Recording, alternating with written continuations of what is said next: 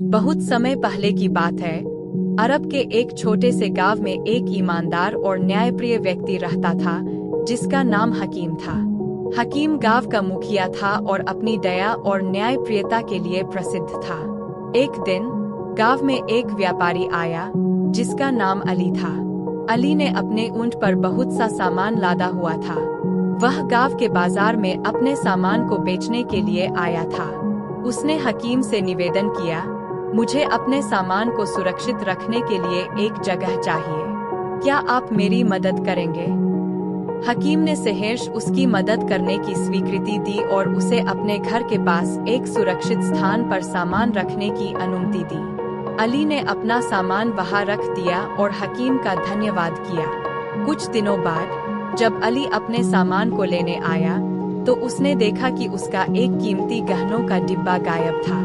उसने तुरंत हकीम को बुलाया और कहा, मेरा गहनों का डिब्बा गायब है। मुझे लगता है कि इसे चोरी कर लिया गया है। हकीम ने अपने गांव के लोगों को बुलाया और उनसे पूछा, क्या किसी ने अली के गहनों का डिब्बा देखा है? सभी ने इनकार किया। हकीम ने कहा, चिंता मत करो अली, हम सच्चाई का पता लगाएंगे। हकीम ने गांव के सबसे बुद्धिमान व्यक्ति, जिसे सभी मौलाना कहते थे, को बुलाया।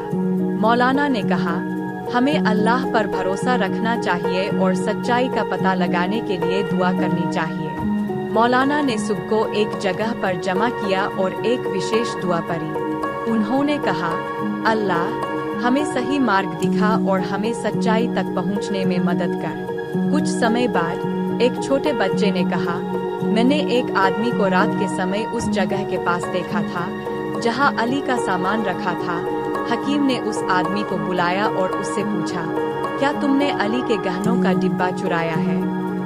उस आदमी ने पहले इनकार किया, लेकिन फिर सबूतों के सामने झुक गया और स्वीकार किया कि उसने ही गहनों का डिब्बा चुराया था। हकीम ने उसे समझाया कि चोरी करना गलत है और उसे वापस गहनों का डिब्बा लौटाने को कहा। उस आदमी ने अपनी गलती मानी और अली को उसका गहनों का डिब्बा लौटा दिया।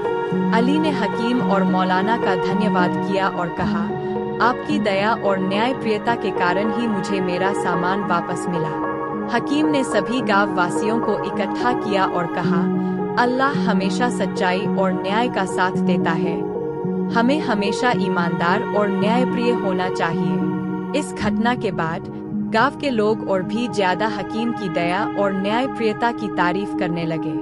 गांव में शांति और भाईचारे का माहौल बना रहा।